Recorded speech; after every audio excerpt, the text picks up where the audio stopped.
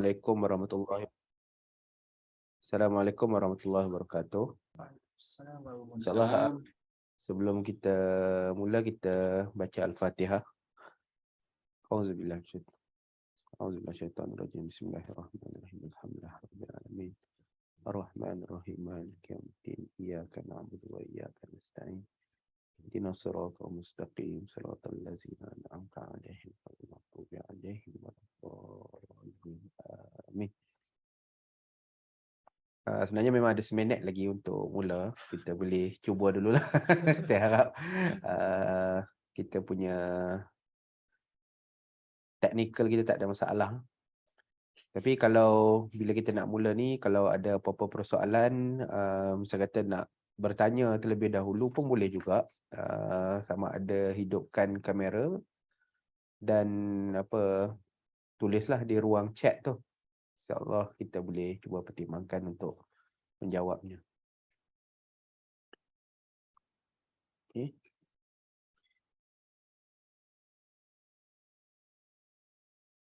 A'udzubillahi minasyaitonirrajim. Bismillahirrahmanirrahim. Alhamdulillahirabbil alamin wassalatu wassalamu asyrafil anbiya'i wal mursalin wa ala alihi wa sahbihi ajma'in. Assalamualaikum warahmatullahi wabarakatuh. Jadi tuan-tuan dan puan-puan, alhamdulillah kita dalam siri yang kedua dalam muzakarah bahasa Jawi untuk tahun 2023 dalam membicarakan dalam meneroka ilmu gubahan makna, dengan kita sama-sama membaca sebuah kitab bahasa Jawi yang menarik yang berjudul Perian Bahasa. Alhamdulillah kalau dalam kelas yang lepas, dalam muzakarah yang lepas, kita telah bicarakan beberapa konsep-konsep yang penting dan saya pun dah memperkenalkan beberapa dan bagaimana cara kita nak melihat ilmu ni. Dan apa kepentingan ilmu ni dan bagaimana dia memberi cara fikir yang sangat menarik lah. Sama ada untuk kita melihat bagaimana orang dulu kita berfikir, ataupun pada masa sekarang kita boleh ambil iktibar daripada ilmu ni untuk kita amal laksanakan dalam bahasa kita, baik dalam bahasa tutur dan juga bahasa surat kita lah, bahasa pengarangan kita. Di kalau kita tengok dalam slide minggu lepas,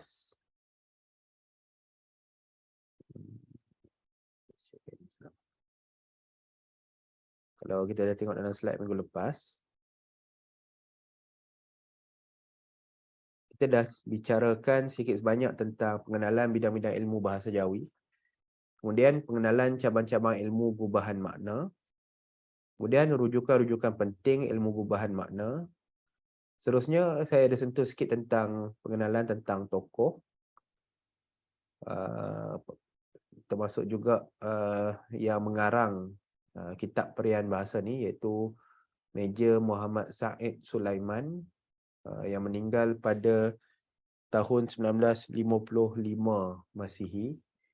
Beliau berasal daripada Johor dan beliau telah menubuhkan, bukan beliau yang menubuhkan, beliau bersama-sama dengan ahli pasukan telah menghidupkan satu usaha bahasa yang sangat penting, iaitulah Pakatan Belajar Mengajar Persuratan Buku Diraja Johor, yang dihidupkan daripada tahun 1935 dan hidup hingga kemangkatan beliau lah 1955. Satu usaha yang penting kita dapat lihat tu daripada hasil pengarangan beliau tu lah yang kita baca pada malam ni. Dan alhamdulillah bermula daripada minggu lepas, kita juga sudah mula membaca pendahuluan dan tak sempat jugalah masuk fasal yang pertama tu. Paling tidak kita dah berjaya membaca pengenalan oleh Tuan Pengarang yang menceritakan perihal letak duduk ilmu gubahan makna ataupun istilah yang beliau pakai ialah perian bahasa. Yang ringkasan kepada perian bahasa. Yang ni kita akan tengok kenapa dia buat macam tu, istilah macam tu. Dan saya ada sentuh dalam minggu lepas tu di manakah asalnya kitab ni diterbitkan. Diterbitkan dalam jurnal Jawi, jurnal ilmiah Jawi yang berjudul Peredar, angka 20. Dan dia ni sebenarnya kepanjangan ataupun sambungan daripada ilmu yang beliau susun, iaitulah ilmu rangkapan, gurindam dan seumpamanya, dan ilmu gubahan makna ataupun secara khususnya kitab Perian Bahasa. Istilah yang beliau gunakan ni, dia lebih merujuk kepada sambungan daripada ilmu tersebutlah, ilmu rangkapan dan gurindam. Dan kalau dulu dia terbit dalam bentuk peredar, saya ada kongsikan gambar dia sebelum ni. Tapi kalau zaman kita sekarang, dia terbit dalam bentuk inilah, yang Dewan Bahasa, nampak kan? Jauh sikit lah nampak ni. Dewan Bahasa terbitkan tahun 1992. Dan pengantar dia tu dikarang oleh Profesor Ahmad Johari Moin, seorang sarjana bahasa Melayu moden lah. Profesor dia Dr. Ahmad Johari Moin, arwah dah. Kita sedekahkanlah Al-Fatihah kepada pengarang dan juga kepada Profesor Ahmad Johari Moin. Al-Fatihah. Alhamdulillah rabbil alamin arrahmanirrahim. Ya Allah. Inilah siratal mustaqim.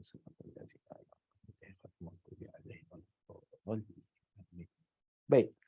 Jadi pada malam ni kita akan teruskan perbicaraan kita kepada saya akan mulakan muzakarah kita ni dengan menekankan semula, menegaskan semula perihal faham dan keilmuan.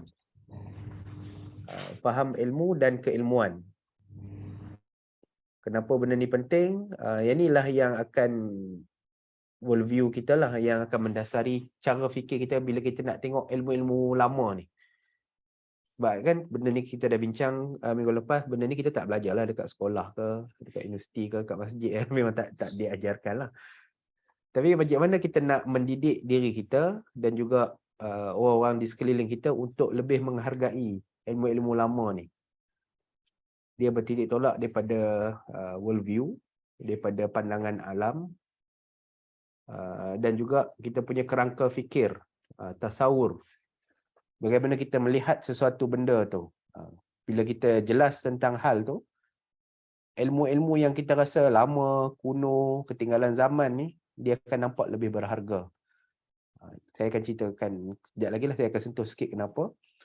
Kemudian kita akan membicarakan istilah-istilah penting. Istilah-istilah penting ni memang dibicarakan selepas pengenalan dalam kitab ni. Kita akan terus masuk kitab ni lah.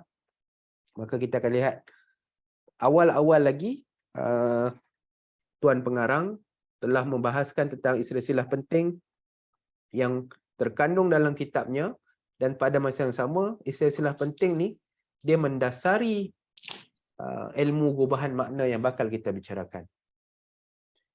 Akhirnya kita malam ni juga kita akan cuba habiskan fasal yang pertama dalam kitab Perian Bahasa ni. Adapun fasal yang pertama ni pada pandangan saya secara peribadi, kalau kita khatam fasal yang pertama, insya-Allah kita boleh faham intipati penting kitab Perian Bahasa ni, dan kita akan menguasai setengah daripada ilmu gubahan makna tu.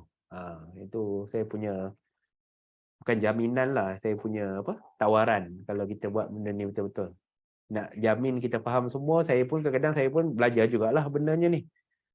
Tapi bila saya dah baca kitab ni dan membandingkan dengan benda-benda yang lain, dengan kitab-kitab yang lain, saya rasa kalau kita sungguh-sungguh memahami fasal yang pertama daripada kitab Perian Bahasa, paling tidak kita telah menguasai sebahagian ataupun setengah daripada ilmu gubahan makna.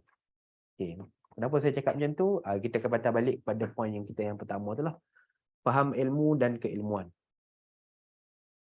Sebenarnya kenapa orang dulu-dulu macam Meja Muhammad Said Sulaiman dan alim ulama kita, Raja Ali Haji, kemudian nama-nama yang lain lah, Syekh Ahmad Al-Fatani dan lain-lain tu, susah payah mengarangkan kitab ni.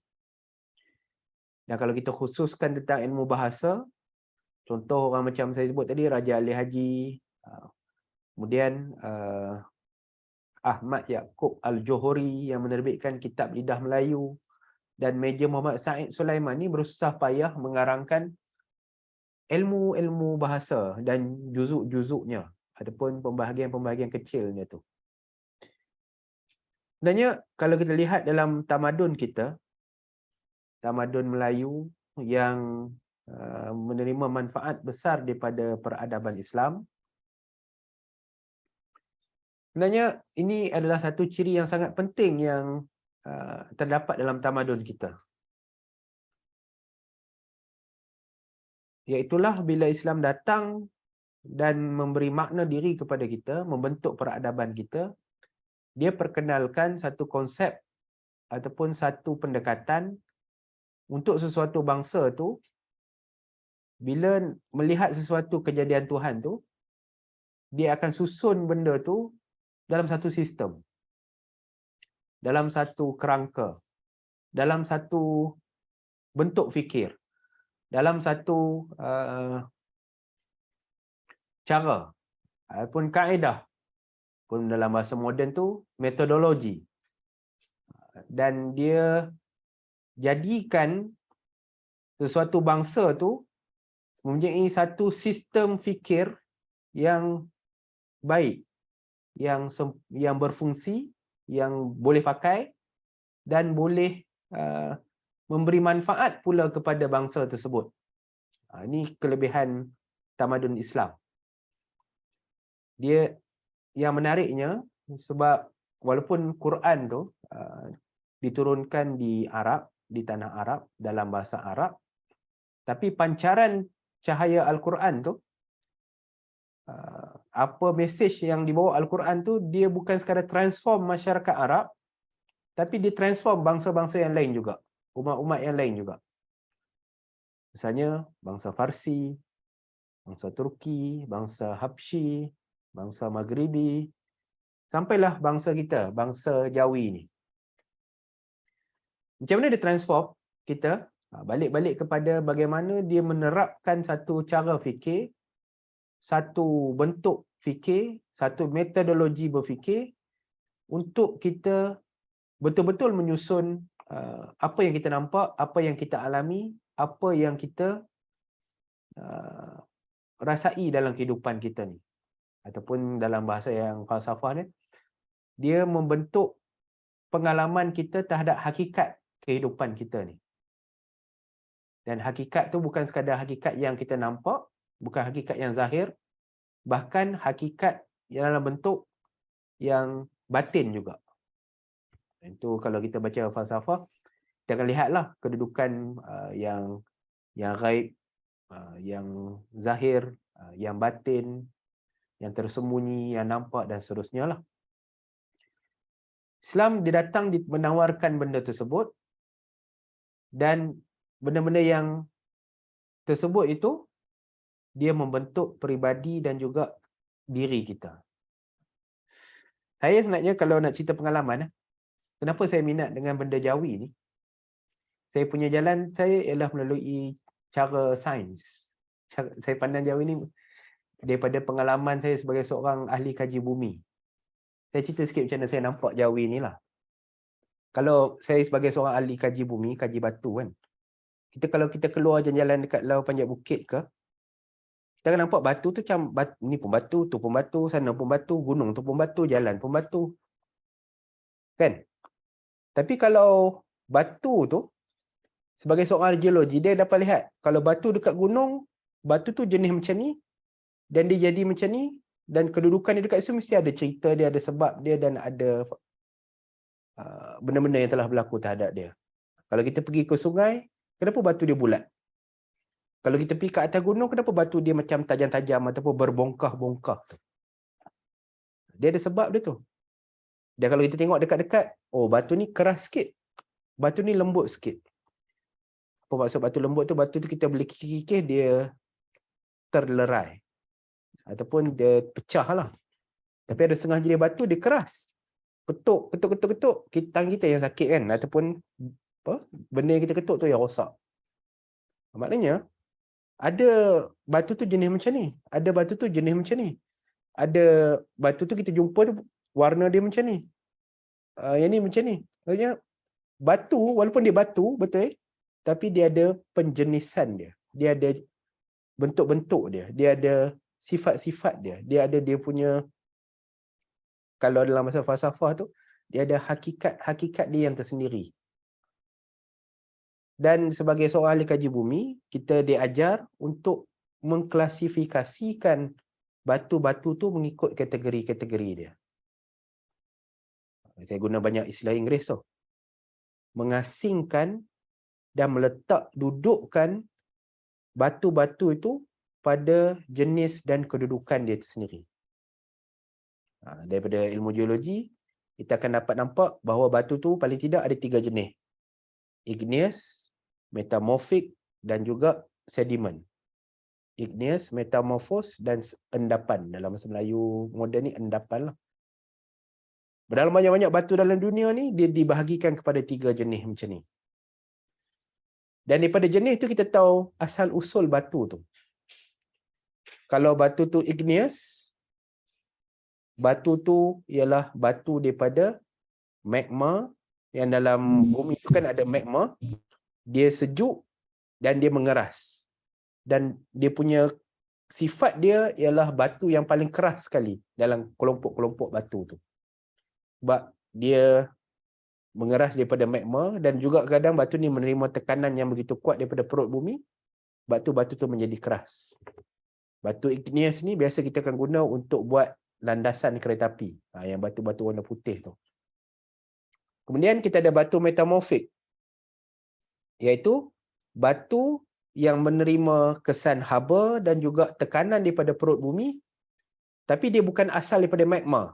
Dia mungkin daripada batu daripada permukaan bumi masuk ke dalam perut bumi, kena haba dan juga kena tekanan, dia berubah sifat dia tu dan menjadi batu yang baru. Daripada batu yang lain dia jadi batu yang baru. Metamorphose, dia berubah bentuk dia tu. Itu batu jenis yang kedua. Apa contoh batu-batu yang metamorphose? Ialah batu-batu yang macam batu-batu permata, macam batu-batu yang cantik, jade tu kan. Jade tu ialah batu, mungkin dia asal daripada marmar, tapi disebabkan dia terkena haba dan juga tekanan, dia menjadi batu yang lain, batu yang baru. Dia kehijauan, dia licin, apa semua macam tu. Itu bentuk satu batu, bentuk metamorphose. Kemudian, yang terakhir ialah batu endapan. Iaitu batu yang datang, dia berada di permukaan bumi, dia terhasil daripada hakisan-hakisan daripada batu-batu yang lain. Kemudian hakisan-hakisan batu yang lain-lain tu saling bertimpa, timpa, menjadi satu bentuk batu yang baru. Biasa batu-batu endapan ni, batu-batu ni batu yang lembut, batu yang poros, batu yang senang kecai-kecai je lah. Macam kalau kita tanah, kita korek-korek sampai kat dalam tu, dia makin tanah tu makin keras. Kalau makin dalam, macam itulah batu endapan tu sifat dia. Okey, cukup cerita pasal batu. Kenapa kita boleh cerita pasal batu ni? Sebab dalam ilmu sains, dia menggesa para saintis ni untuk pandai mengasingkan, mengenal pasti, mengasing dan menyusunnya mengikut kategori-kategori yang tertentu. Dan kalau dalam ilmu sains ni, kata bapa kepada segala saintis ni ialah Aristotle. Aristotle dalam buku dia, kitab falsafah dia tu, saya tak ingat apa tajuk dia, tapi itulah yang diperkenalkan tentang kategori-kategori segala benda. Jenis-jenis segala benda. Kalau batu, ni jenis dia. Kalau pokok, ni jenis-jenis dia. Macam mana kita nak klasifikasikan pokok yang menjalar, pokok yang tegak, pokok yang ada batang, pokok yang ada air. Dia ada klasifikasi dia. Sampai Aristotle ni dia bagi satu petua. Kita kan jumpa binatang-binatang kan. Macam mana kita nak kenal pasti binatang tu bertelur ke ataupun beranak. Kan? Mamalia ke? Burung pun mamalia juga kan? Bertelur ke beranak? Apa sifat utama bagi pembezaan bagi kedua-dua jenis binatang ni? Siapa boleh jawab? Macam mana kita nak tahu binatang ni? Okey, binatang ni bertelur. Dia ada satu sifat yang spesifik untuk binatang yang bertelur saja. Lepas tu dia kata ada satu sifat yang spesifik untuk binatang yang beranak ni saja. Apa sifat spesifik itu? Siapa boleh jawab? Ada detail dalam chat, orang cuba jawab. Okay, berdarah sejuk dan panas itu apa sifat yang dalaman bagi binatang tu, sejuk dan panas. Dia ada sifat yang zahir. Kita tengok binatang tu kita tahu, okay, ni binatang ni mesti bertelur. Kita tengok binatang tu, tengok harimau tu, oh kita harimau ni mesti beranak. Apa sifat sepunya bagi harimau dan juga haiwan-haiwan yang beranak yang lain tu? Mengandung, beranak lah, bersalin, istilah bunting macam tu lah. Bulu berbulu pelepah bertelur. Tapi kalau buaya tu tak berbulu pelepah. Platypus pun berbulu tapi dia bertelur. Dia bertelur. Ya. Platypus. Macam buaya, ular, biawak, semua tu tak berbulu pelepah tapi dia bertelur. Ikan pun bertelur juga. Okey, kalau ikut Aristotle sebab dia menguasai ilmu mengasing, mengenal pasti dan mengkategori ni. Jadi dia buku fizik Aristotle kalau tak salah. Terima kasih Farid. Mungkin buku fizik. Sebabkan Aristotle ni betul-betul dapat mengenal pasti sesuatu perkara tu, ialah mengecam memerhatikan satu perkara tu, mengasingkan perkara tu dan meletakkan pada kategori yang betul. Dia bagi satu petua lah kalau kita nak kenal binatang yang bertelur dan binatang yang beranak. Kata Aristotle, binatang yang beranak ni senang je. Kita nak bezakan binatang yang bertelur. Binatang yang beranak mesti ada telinga. Binatang yang bertelur tak ada telinga. Tak ada cuping telinga. Cuba kita fikir, betul tak?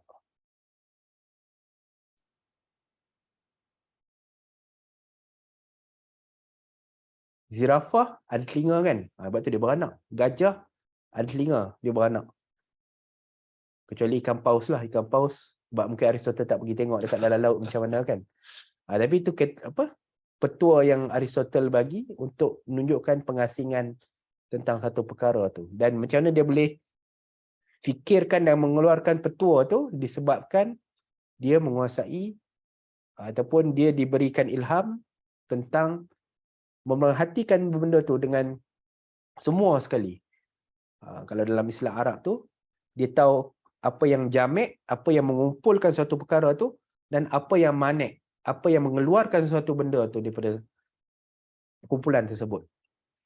Jamek dan manek ni ialah benda yang paling asasi dalam ilmu mantik, ilmu logik. Dan dalam disiplin membuat takrif. Ini saya dah melalut panjang daripada batu binatang, takrif logik apa semua.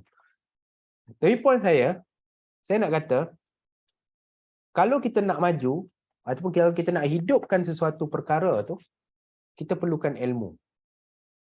Ilmu dalam arti kata sains. Kita perlukan cara yang betul untuk kita susun pengetahuan kita tentang sesuatu. Lebih-lebih lagi pengetahuan kita tentang budaya kita, tentang bahasa kita, tentang amalan hidup kita. Dan dalam kes ni ialah bahasa Jawi kita. Sebab bila saya mula menceburi bidang Jawi ni, malangnya saya tengok dia punya pendekatan terhadap Jawi tu tak saintifik. Dia tak ada disiplin ilmu yang kuat.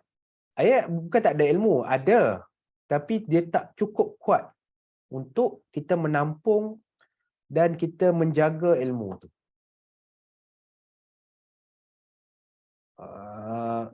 Apa sebab dia, kita akan tengok nantilah. Tapi apa yang saya nak cuba tekankan dekat sini, bila tak ada disiplin ilmu yang kuat tu, sebab tu kita tengok Jawi kita ni macam tu je lah. Hidup segan mati tak mau. Kalau orang Cina sebut nang boti nang ti boti kui. Betul tak, Chong? Kata Hokkien lah. Hokkien kan. Sebab mak saya kawan banyak dengan Hokkien. Mak saya boleh cakap Hokkien.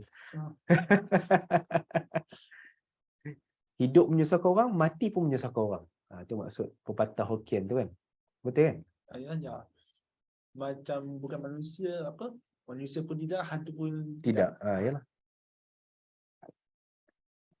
Sebab Jawi tu bila tak ada disiplin ilmu yang betul, maka dia menjadi satu benda yang kita rasa Jawi ni bukan setakat ni je, dia lagi besar. Tapi dia tak terurus ilmu dia tu. Masuk satu pejabat yang tak terurus dia punya rumah tu, tu jadi masalah lah. Sekejap, dia tu betul-betul tak apa. Okay. Dan kalau kita lihat apa yang dikatakan oleh bentar, jom. Ya, ada masalah sikit.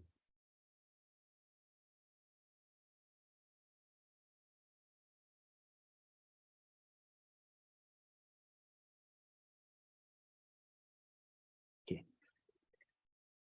Jadi bila kita lihat dalam tradisi kita ni, para sarjana kita, para alim ulama kita yang ada dalam tradisi kita memang betul-betul menekankan perihal pengurusan ilmu.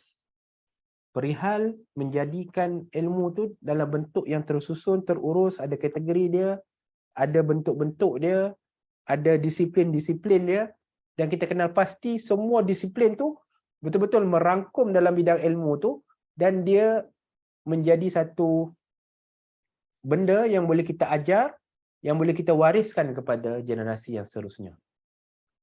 Jadi daripada situ saya tengok seorang tokoh yang semua mungkin kenal, Al-Farabi, sarjana falsafah Islam, dalam kitabnya Ihsa al-Ulum, awal-awal lagi beliau telah menekankan perihal konsep qanun ataupun disiplin ilmu sebelum dia membicarakan tentang pelbagai bidang-bidang ilmu yang lain. Kitab Ihsa al-Ulum ni ialah kitab yang membicarakan pelbagai ataupun pemetaan ilmu.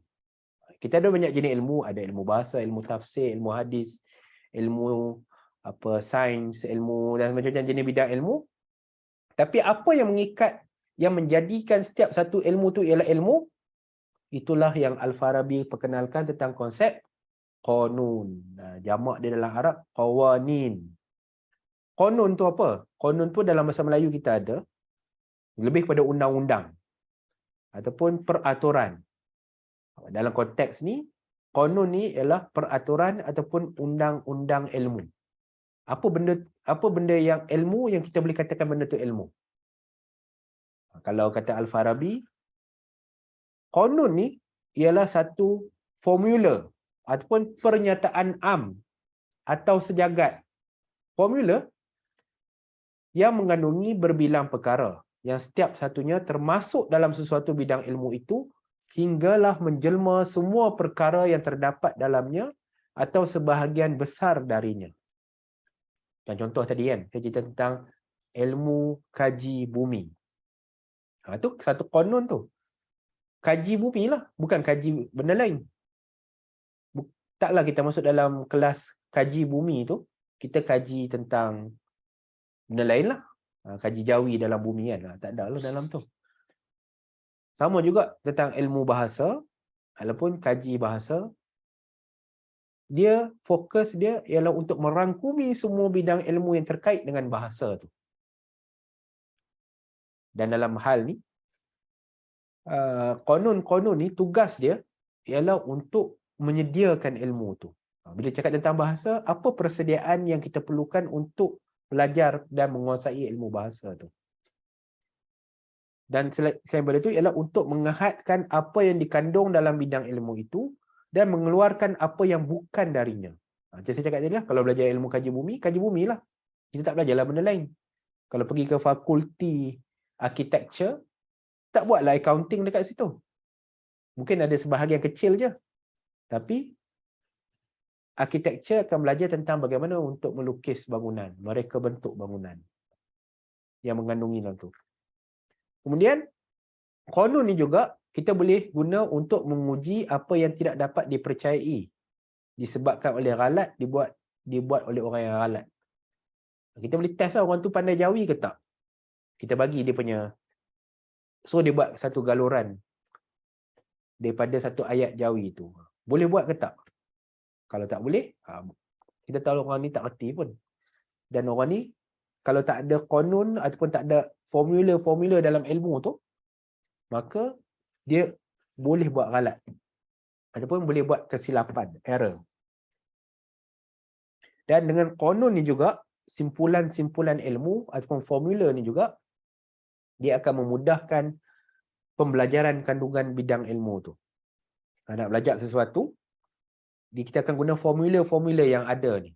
Kalau dalam tradisi Islam, sebab tu kita ada matan-matan. Matan-matan tu salah satu bentuk konun juga. Sebab dia ikat semua bidang ilmu, dia hadkan bidang ilmu tu, dia masukkan apa yang diperlukan, dan dia keluarkan apa yang tidak perlukan, dan dia memudahkan pembelajaran kandungan bidang ilmu tu. Sebab tu kalau kita baca matan Ajrumiyah, Al-kalam huwa lafzul murakkab mufid al-mufidu bil wud'i. Dalam satu statement, dalam satu konun tu saja, dia dah menjelaskan perihal al-kalam ataupun satu ayat yang, ayat tu apa dia?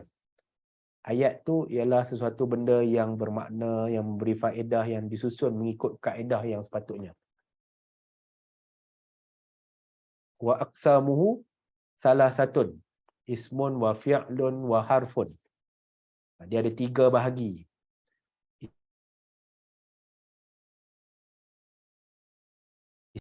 Dan bila saya tengok, bila saya dan tengok balik dalam disiplin ilmu bahasa Jawi kita ni, macam mana, apa cerita ilmu bahasa Jawi kita, ada tak benda macam tu? Dan sayangnya untuk Jawi moden, ini saya kritik sikit lah, Jawi moden dia tak ada benda tu. Macam ada Puan Nur Syahidah tulis, Jawi di sekolah belajar menulis sahaja, mengeja. Adakah belajar menulis dan mengeja tu terkandung dalam ilmu bahasa Jawi? Bagi saya, ya, tapi tak semua. Dia sebahagian sahaja, tapi dia tak merangkumi benda-benda yang lain bila kita sebut tentang ilmu bahasa Jawi tu. Sebab Jawi ni ibarat ilmu bahasa. Dia ada dia punya disiplin mengarang, menulis dia tu, mengeja, ada satu bidang ilmu dia. Tapi dia ada juga bidang ilmu yang lain. Ada nahu dia, ada morfologi dia, tanggaman dia, yang morfologi tu tanggaman. Dan yang sekarang ni kita bicarakan ilmu gubahan makna tu, ataupun retorik, ataupun balaghah dalam Jawi tu. Jadi bila kita buang benda tu, dia tak lengkaplah ilmu bahasa Jawi tu. Dia hanya sekadar ambil sebahagian je bidang ilmu tu. Dan kadang-kadang dia menafikan bidang-bidang ilmu dia yang lain. Punca dia, sebab kita ni dah terputus daripada tradisi kita sendiri. Kitab macam ni tak ada siapa lah nak baca dekat mana-mana tempat kan, saya cakap tadi kan. Dia dah terputus dengan tradisi keilmuan dia tu. Kita hanya sekadar ambil yang moden saja. Sedangkan bahasa ni makin lama makin matang lah dia punya ilmu dia tu. Kan? Kalau kita putuskan bahasa kita daripada tradisi sebelumnya dan menyangkakan dengan penggunaan huruf Rumi itu semata-mata, dan kita membina bahasa kita sekadar dengan menggunakan huruf Rumi itu, maka hasilnya lihatlah bahasa kita sekarang macam mana. Tu tengok kedudukan bahasa Melayu sekarang macam mana. Sangat dipandang rendah. Sebab orang nampak bahasa Melayu ni ialah bahasa untuk drama. Drama Melayu lah lebih khusus. Bahasa untuk KL Gangster. Kan? Bahasa-bahasa untuk ahli politik. Kan? Bahasa-bahasa yang digunakan dalam parlimen. Ini baru sidang parlimen yang pertama kan. Itu standard bahasa Melayu orang nampak. Sedangkan kalau kita tengok lagi jauh, kalau kita sambung balik dengan tradisi Jawi itu, tradisi kitab-kitab Jawi, tradisi pengarang-pengarang Jawi, kita akan nampak kematangan bahasa kita tu. Sangat luas, sangat agung, sangat hebat lah. Dan kehebatan tu dia bersambung pula dengan tradisi keilmuan Islam yang bersusul galur daripada Al-Quran dan Nabi Muhammad SAW. paling tidak kalau kita tengok ilmu bahasa Jawi tu, kan saya duk tunjuk peta ilmu bahasa Jawi, peta ilmu bahasa Jawi tu. Apa inspiration saya bila melihat benda tu? Ini saya kena ucapkan terima kasih kepada Ustaz Azmi Arsyad yang sekarang jadi pensyarah di USAS. Apabila saya kongsi tentang Jawi ni, sebenarnya dia ada banyak bidang ilmu tu. Lepas tu dia melantunkan satu syair kepada saya. Dan syair ni sangat penting. Dia syair ni dikarang oleh dia dikarang dalam Hasyiah Al-Attar ala Jam'ul Jawami'. Ala Jam'il Jawami'. Sebuah kitab fiqh yang besar, disyarah kepada, kalau ada Ustaz Zul Azri kat sini boleh bantu saya lah, saya lupa pula dia syarah atas apa Jam'ul Jawami' ni, apa dia punya bidang ilmu dia yang secara khusus. Tapi dalam satu petikan dekat sini, dalam kitab tu, dia memperihalkan bidang-bidang ilmu yang terkandung dalam ilmu bahasa. Ada ilmu nahu, saraf, arud, lughah, istiqaq, gubahan syair, insya', ma'ani, bayan, khat, qafiyah, tarikh. Ada 12 bidang ilmu. Kalau untuk ilmu bahasa Arab, dia pecahkan kepada 12 bidang ilmu. Nahun wa sarfun aradun ba'dahu lughatun thumma ishtiqaqun wa qardul syi'ri insya'u kadzal ma'ani bayanul khattu qafiyatun tariqu hadzal ilmi urbi ihsa'u. Untuk bahasa Arab, dia jadi bahasa yang agung sebab dia dah susun dan dia uruskan bidang ilmu dia tu kepada 12 bidang ilmu yang besar ni. Ada ilmu nahu, ilmu saraf, ilmu arud dan seterusnya. Dan bila kita lihat balik dalam ilmu bahasa Jawi kita, ada tak benda macam ni? Sebab apa kita kata ilmu Jawi kita ni, ilmu bahasa Jawi kita bersusul galur daripada tamadun Islam. Dia ada sejarah dia, ada kaitan dia. Tengoklah huruf tu sendiri, huruf Arab. Takkan dia tak ada kaitan dengan ilmu bahasa Arab ni? Maka bila kita alhamdulillah bila saya buat kajian sikit melalui tesis saya, waktu saya buat sarjana tu, saya dapati memang betul harta daripada kitab-kitab Jawi tu, kita dapat petakan bahawa Jawi ni ada ilmu bahasa dia. Dan secara ringkasnya, kita dapat bicarakan bahawa ilmu Jawi ni dia terbahagi kepada 6 bidang ilmu. Dia tak seluas bahasa Arab lagi sebab kita tak jumpa lagi kitab-kitab yang lebih merincikan tentang sesuatu bidang ilmu tu. Kalau tentang ilmu mengeja, menulis tu, dia termasuk dalam ilmu huruf dan kata akar. Termasuk juga dalam ilmu tanggaman ataupun morfologi. Tapi kita dah lupakan bahawa Jawi tu dia ada dia punya jalan bahasa dia. Dalam jalan bahasa tu kita bercakap tentang nahu, binaan ayat dan jenis-jenis perkataan dia. Tapi dalam muzakarah ni, kita bicarakan tentang ilmu gubahan makna. Dan dalam ilmu gubahan makna tu, dalam minggu lepas saya dah jelaskan bahawa dia ada 2 jenis. Gubahan makna bagi perkataan tunggal dan gubahan makna bagi perkataan bergabung. Kita akan tengok lebih rinci lah bila kita baca kitab ni. Kemudian dalam ilmu bahasa Jawi itu juga dia ada ilmu mengarang. Nak mengarang syair, ni kaedah dia. Nak mengarang prosa ataupun nasar, ni kaedah dia. Nak mengarang warkah, ni kaedah dia. Sebab dia, kenapa kita boleh kata dia ada kaedah-kaedah dia? Sebab kalau kita tengok hasil manuskrip orang Melayu dulu yang tinggalkan kepada kita, setiap satunya kita akan nampak keselarasan, keseragaman, dan kita nampak mesti ada ilmu yang mentadbir keselarasan dan keseragaman. Kalau tengok dalam bentuk syair, tu je bentuk dia. Kalau warkah Melayu yang lama-lama ni, tu je bentuk dia. Kalau kitab-kitab Melayu, kitab-kitab Jawi yang lama ni, yang tu je bentuk dia. Macam orang dulu, macam Hamzah Fansuri dengan Syekh Ahmad Fatani, walaupun dia 300 tahun berbeza, macam seolah-olah mereka ni berpakat dalam mengarang kitab tu. Supaya cara bentuk kitab tu sama je bentuk dia. Apa bentuk pakatan tu? Pakatan Harapan ke? Perikatan Nasional ke? Kan? Tapi bagi kita, dia ialah satu bentuk ilmu. Dan bila cakap ilmu ni, dia tidak terbatas kepada zaman, dia tidak terbatas kepada tempat. Hamzah Fansuri abad ke-15, Syekh Ahmad Matani abad ke-20 berpegang pada prinsip ilmu yang sama, konon ilmu yang sama, sebab tu produk karya mereka menghasilkan produk yang sama. Dan sekarang ni bila kita belajar tentang ilmu bahasa Jawi, konon dan juga bidang ilmu itulah yang sedang kita tengok, sedang kita teliti. Dengan harapan, macam kita cakap tadi, konon tu, dengan kita belajar konon-konon tu, dia nak memudahkan pembelajaran kandungan bidang ilmu tu. Jadi kita tahulah apa sebenarnya yang dipegang oleh para pengarang-pengarang dulu ni dalam menghasilkan karangan-karangan mereka. Yang bagi kita sangat indah, sangat mendalam, sangat baik mutu dia. Dan kita nak sediakan diri kita supaya kita dapat menerima bidang ilmu ni dan akhirnya kita dapat praktikkan ilmu ni dalam masa kita sekarang.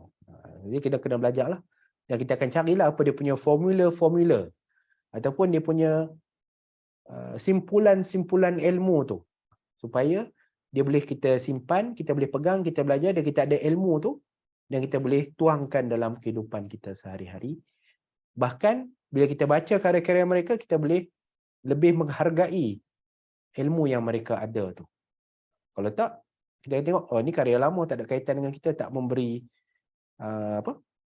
tak memberi apa-apa makna pun. Tapi bila kita ada ilmu tentang satu benda tu, kita tahu konon-konon dia, kita tahu formula-formula yang diguna pakainya, maka kita akan lebih menghargai sesuatu benda tu. Sebab tu kalau orang macam geologi macam saya dulu, bila mula-mula balik, lepas dapat degree tu, tengok batu tu memang nak berhenti, nak belek je batu tu kan. Sebab kita tahu apa rahsia yang berlaku di sebalik batu tu. Sekarang tak ada, dah tukar jadi apa? Daripada geologi jadi jawilogi pula kan. Benda lain lah saya tengok. Batu tu dah bagi saya dah tak menarik dah lah kan.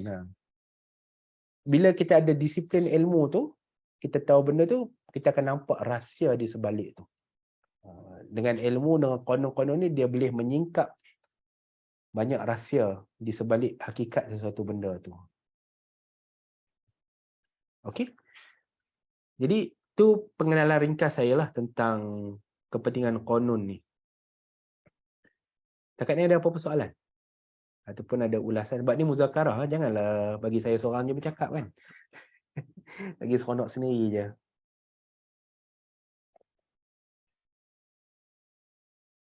Okey?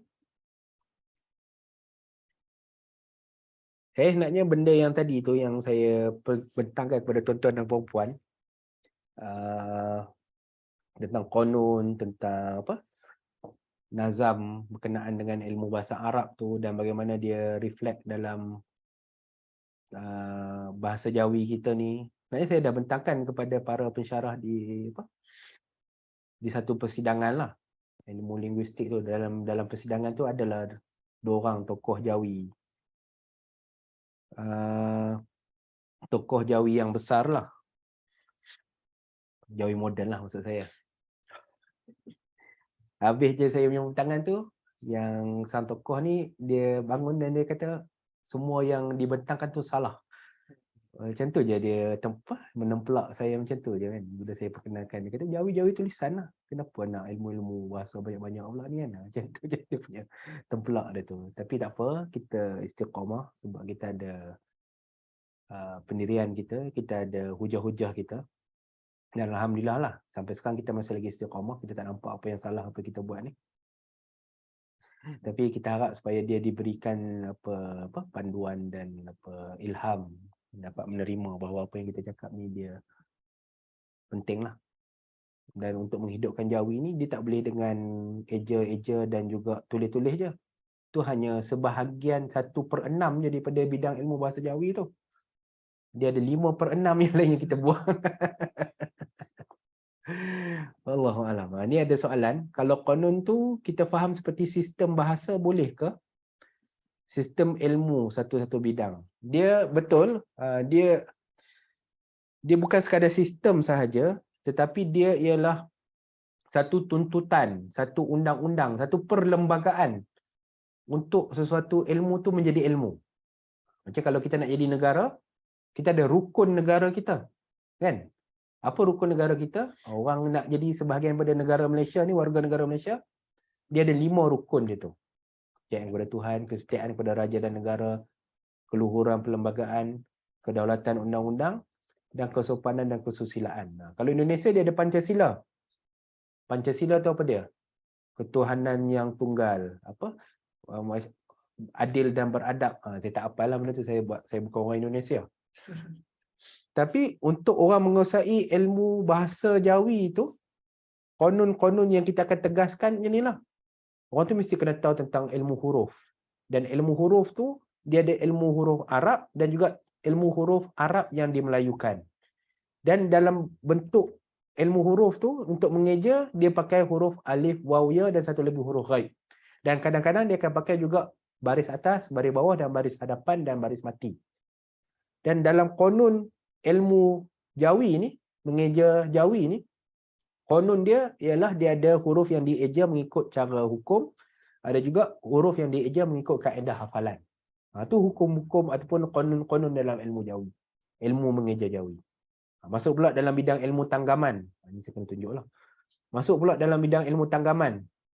Dia kita kena tahu tentang tanggaman ataupun morfologi di hadapan. Apa konon-konon tentang disiplin morfologi tanggaman hadapan. Ni kita buka ni banyaklah ni. Sekejap. Dia jam lah. Komputer ni pun jam lah. Tu. Depan pertama dia ada berterdi, per, me. Kalau per ni bertemu dengan perkataan awal tu dengan ba, dia akan jadi pem. Lepas tu kalau dengan bertemu dengan ta, dia akan jadi pen. Itu dia punya hukum-hukum ataupun konon-konon yang kita kena hafal lah. Tapi dia boleh tambah lagi. Memper, diper. Dan kalau dia ada juga tanggaman depan yang dalam bentuk khas ni. Ke, se, tak dan seterusnya. Tak nampak? Oh, tak nampak minta maaf.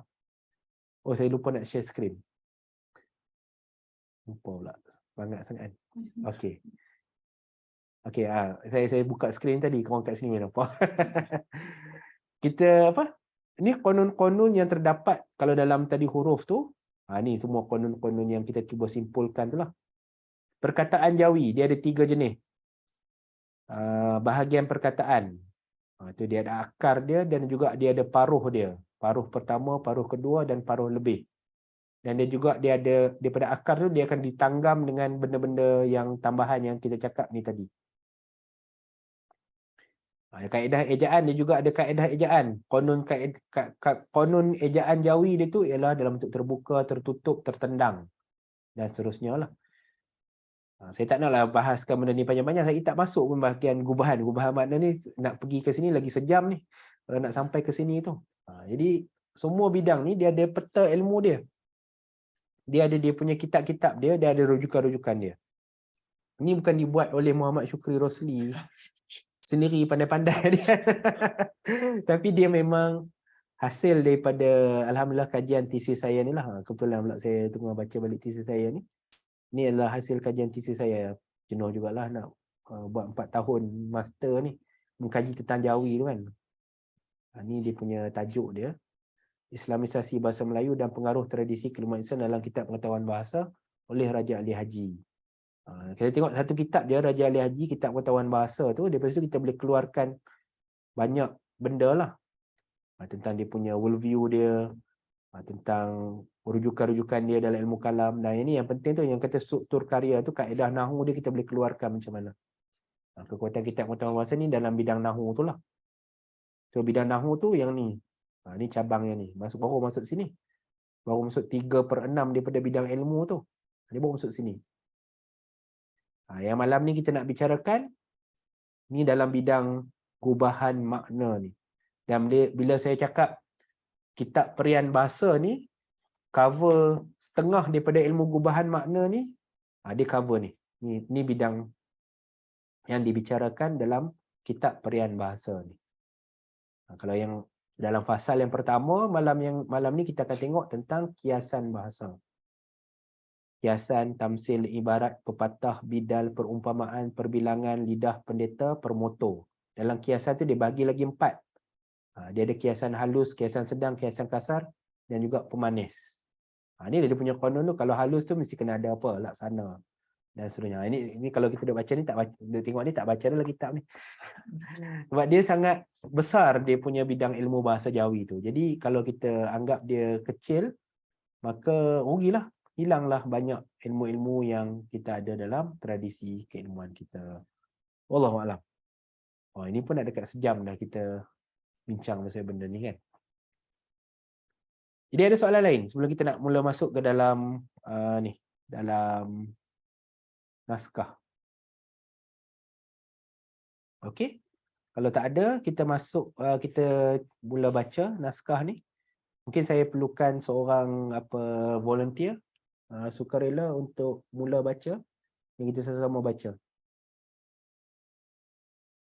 Silakan siapa-siapa. Nampak di skrin saya ni? Saya baca. Ya, siapa?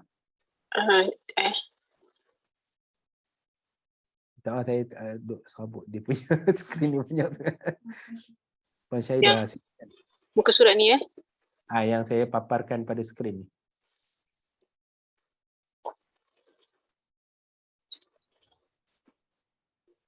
Perian bahasa kan. Perian bahasa adalah perian bahasa ini mengandungi cawangan ilmu seperti berikutan di bawah ini. Betul. Kiasan bahasa iaitu perihal kiasan, bidal, perumpamaan dan lain-lain lagi.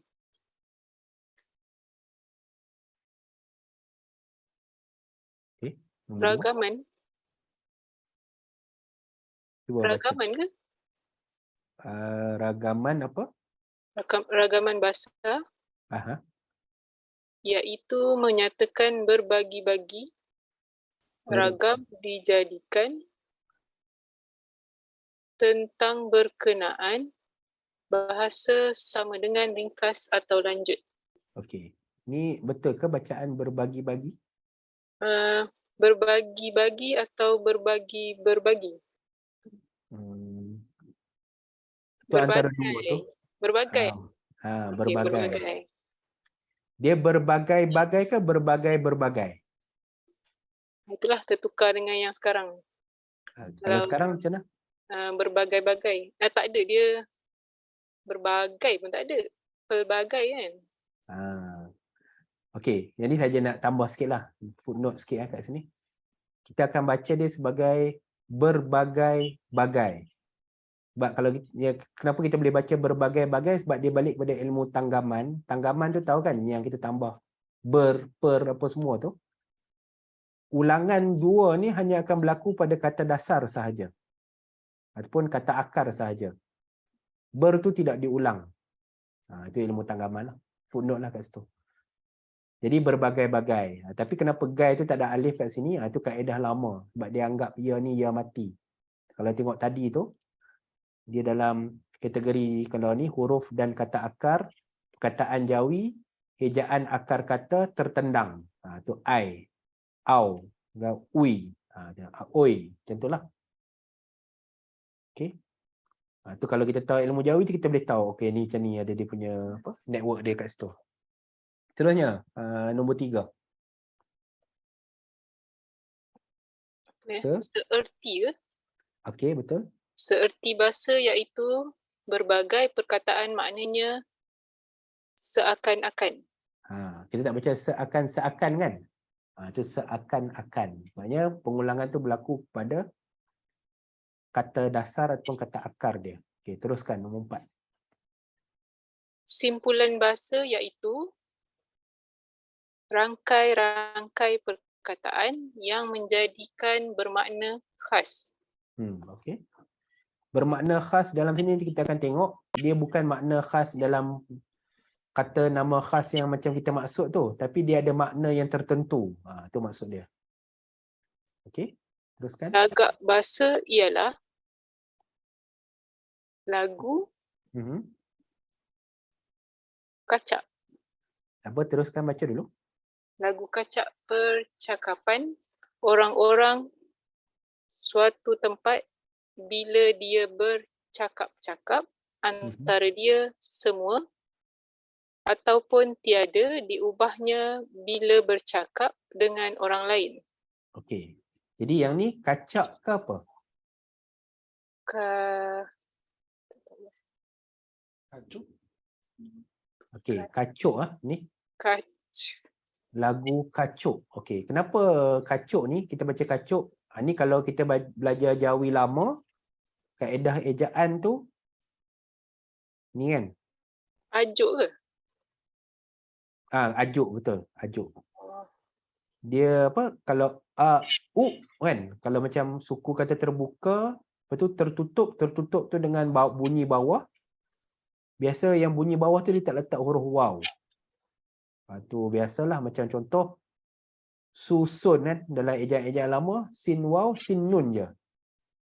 Ataupun kalau biasa saya beri contoh yang paling senang orang nak ingat, bawau dalha, apa dia? Bawau dalha. Oh, BO. BODOH lah. Itu contoh paling mudah nak ingat. Sebab cara orang lama bila dia eja suku kata kedua ataupun paruh kata kedua dengan bunyi bawah dan tertutup, dia tak letak waw dekat situ. Jadi dalam hal ni, jadi memang boleh baca kacak, tapi dalam konteks ni dia jadi kacuk. Itu dia punya penjelasan dia. Tengok nombor 6 pula. Oh, kacukkan bahasa. Yes. Okey, teruskan. Cakapan Melayu yang betul digunakan bermasuk-masuk dengan cakapan keluaran. Okey, cakapan keluaran. Okey, yang bahagian 6 ni dia cuba cakap tentang pengaruh bahasa lain terhadap bahasa Melayu. Tapi dia guna istilah yang teknikal lah. Cakapan Melayu yang betul digunakan bermasuk-masuk dengan cakapan keluaran. Cakapan asing lah, kalau istilahkan kita pakai orang asing. Cakapan asing lah. Okey, teruskan nombor 7. Keelokan bahasa iaitu menggunakan bahasa Melayu dengan sebaik-baik keadaan dalam percakapan dan tulisan. Demikianlah perkara-perkara yang dinyatakan kadar sedikit dalam risalah ini kerana hal ini jika hendak. Hendak. Sekejap. Terbalik ni dia punya scanning ni. Sekejap. Jika hendak. Ni. Dihalusi panjang dan boleh berbagai-bagai lagi dimasukkan dalam bahagian yang di atas itu. Okey, macam tu. Jadi yang tadi ni 6 benda yang dibicarakan oleh pengarang pada perian bahasa ni dia punya table of content lah. Tapi table of content yang dia jelaskan sedikit lah tentang setiap satu bidang tu. Jadi dalam kitab perian bahasa ni dia ada 7 bahagian. Yang bahagian pertama tu kiasan bahasa, perihal kiasan bidang yang seumpamanya, dan kemudian ragaman bahasa, seertian bahasa, simpulan bahasa, lagak bahasa, kacukan bahasa dan keelokan bahasa. Ini kandungan utama dalam kitab perian bahasa ni. Bagi saya, yang penting dan unik tentang kitab perian bahasa ni, dia pada fasal yang pertama dan fasal yang kedua. Tapi yang intisari yang paling penting pada fasal yang pertama. Jadi kita harap kita boleh bacalah malam ni sampai habis fasal yang pertama ni. Okey, baik, terima kasih. Seterusnya ada kita dah mula masuk fasal yang pertama. Dia nak memperkenalkan konsep-konsep yang penting. Dan minta maaf sebelum saya terlupa tadi ni, inilah istilah-istilah yang penting yang dibicarakan dalam kitab ni. Kiasan bahasa, ragam bahasa, simpulan bahasa, seerti bahasa, lagak bahasa, kacukan bahasa, keelokan bahasa. Macam itulah dia punya perbahasan dia. Okey, saya persilakan kepada sukarelawan yang seterusnya untuk cuba membaca Fasal yang pertama. Silakan.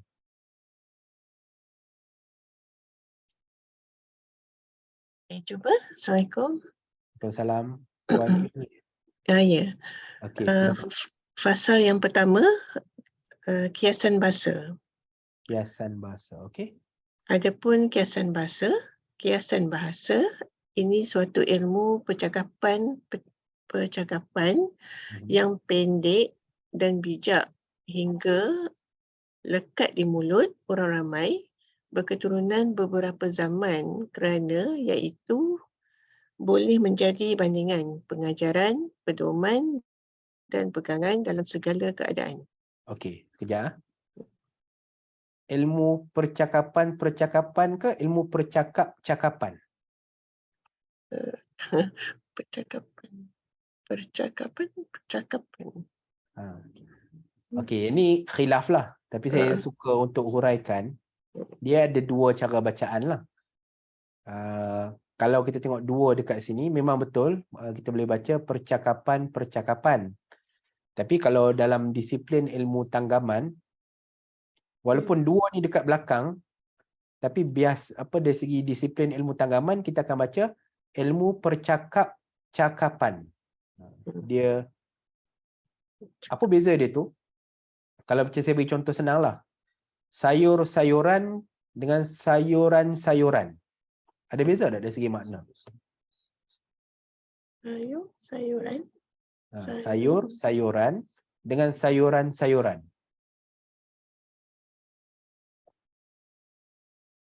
Dia ada beza sikit dari segi makna. Kalau sayur-sayuran tu, dia ada macam-macam jenis sayuran. Ada timun lah, pegaga dan seterusnya. Tapi kalau sayuran-sayuran, timun tu tapi ada banyak timun. Pegaga tapi ada banyak pegaga. Itu jenis macam tu. Dari segi konsep jamak dia tu. Dalam hal ni, ilmu percakapan. Kalau saya akan baca percakapan. Dia sebab dia nak tunjukkan pelbagai jenis cakap-cakap tu. Dan dalam pelbagai tu dia ada banyak. Macam itulah. Nampak sikit beza dia kecil je tapi dia menunjukkan makna yang berlainan. Okey Puan, silakan teruskan. Adalah kiasan bahasa ini boleh diringkaskan sebutannya pepatah Melayu atau perumpamaan, tetapi jika hendak dihalusi atau dilanjutkan adalah jenis-jenisnya seperti di bawah ini. Okey, ada berapa jenis? 9. Okey, silakan.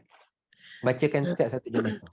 Kiasan, tamsil, ibarat, pepatah, bidal, perumpamaan, perbilangan, kata arif atau lidah pendita, permoto.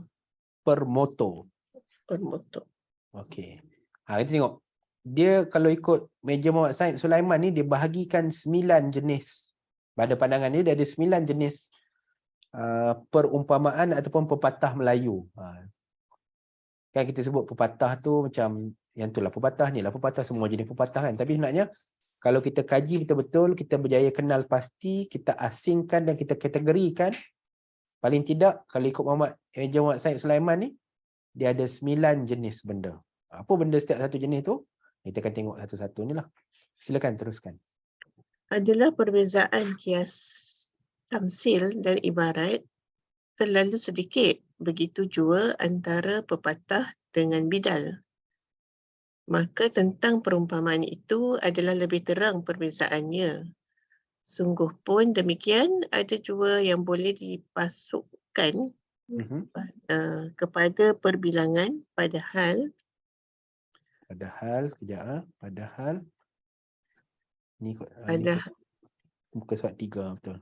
Ni muka surat betul ke? Muka surat ni saya tengok buku saya sekejap.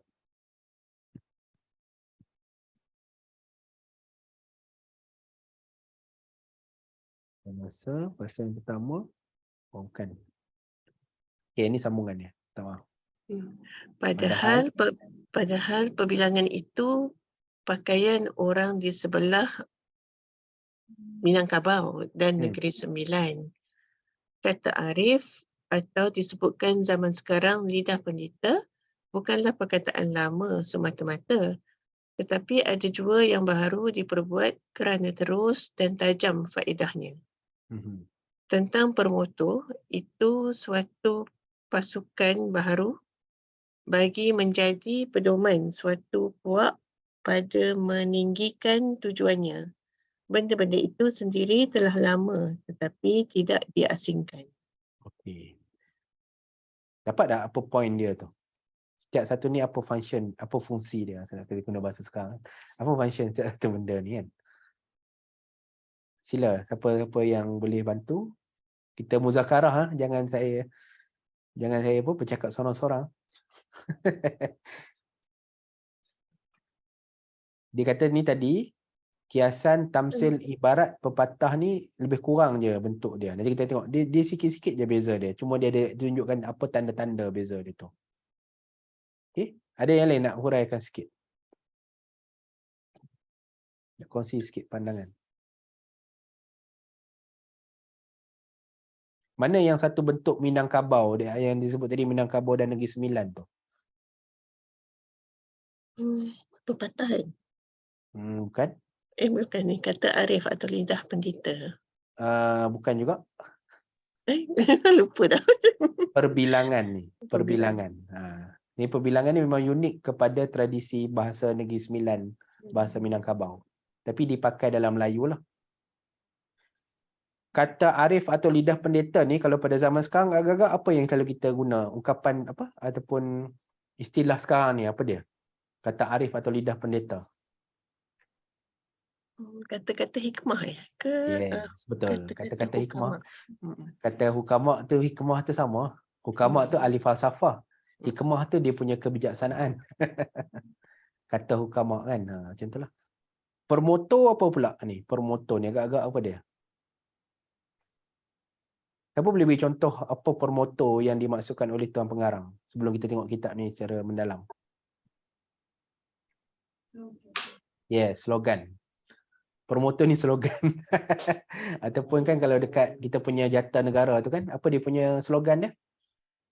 Bersekutu bertambah mutu. Bersekutu bertambah mutu. Itulah permotor. Tapi asal usulnya misteri lagi lah. Ya? Tapi asal usul Chogan Data tu masih misteri bagi saya. Tak apa, kita akan tengok macam mana dia daripada misteri dia menjadi benda boleh difahami. Tanya Atik pun senyap je. Macam kalau Dewan Bahasa dia punya permotor dia Bahasa jiwa bangsa. bahasa jiwa bangsa, betul. Kalau UMNO? Dulu kini selamanya. Ya ke? UMNO menarik tak dia punya permotor tu sebab dia digagaskan oleh orang-orang yang sedar tentang bangsa dia zaman dululah, sekarang tak boleh nak cakap lah. Cuba tengok tu kan. Tu ilmu-ilmu yang ada tu. Kalau kita nak buat motor, kita nak buat pepatah apa semua ni semua dah dikandung oleh ilmu dalam kitab Perian Bahasa ni. Jadi kalau kita buat kelab dekat universiti ke kelab dekat rumah kita kan. Dah ada ilmu permotor ni bolehlah keluarkan motor-motor yang dahsyat kan. Okey. Sekarang kita nak tengok ni apa pasal yang pertama, penjelasan dia tu. Mana muka surat ni? Ini kah? Dua kah? Ni kan? Okey, betul. Terima kasih Puan Irni. Kita buka kepada kawan-kawan yang lain. Silakan. Kiasan. Saya cuba. Ya, sila. Abdul Rahimi.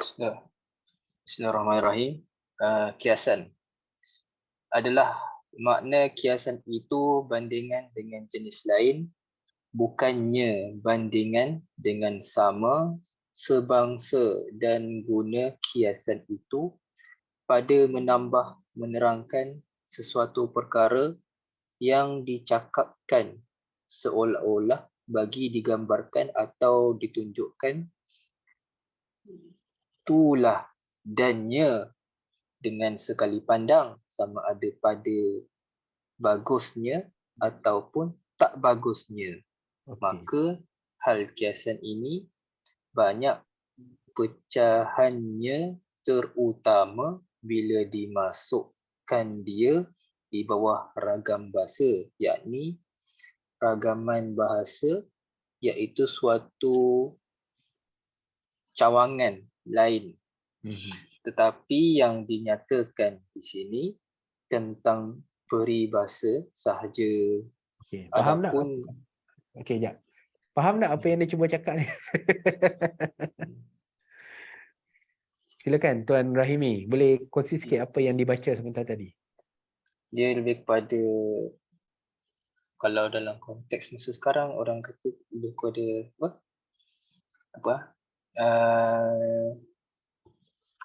macam kita nak kalau dalam konteks sekarang kita akan guna pada kata yang berbagai seperti itu, tapi dia konteks kiasan ni dia nak konteks perkataan yang dia nak cakap tu sama ada benda tu baik ataupun tidak lah, bagus ataupun tak bagus, pada yang dikatakan dulu lah. Okey.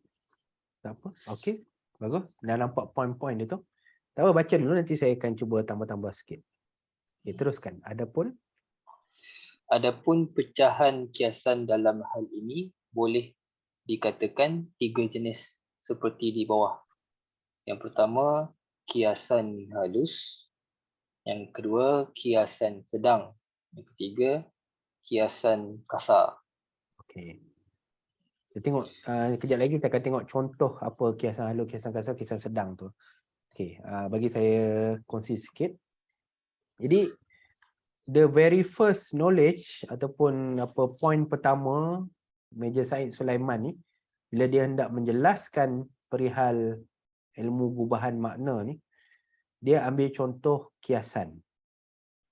Kiasan ni bagi dia ialah untuk menunjukkan sesuatu kepada sesuatu dengan menggunakan sesuatu yang lain. Faham tak? Dia nak cerita, contohlah minggu lepas kita guna contoh daripada bahasa Arab tu. Muhammad kal asad. Muhammad tu singa ke? Kan? Muhammad tu seperti singa. Cuma apa aspek singa yang dia ambil tu? Aspek bulu ke, dia punya ekor ke, dia punya taring ke, tak. Tapi dia ambil aspek kegarangan tu. Maksudnya membandingkan sesuatu dengan sesuatu untuk menunjukkan sesuatu yang lain. Maksudnya bila kita sebut Muhammad kal asad, Muhammad seperti singa, bukan kita nak cerita Muhammad tu berbulu, bertelinga, berkaki 4 dan berekor.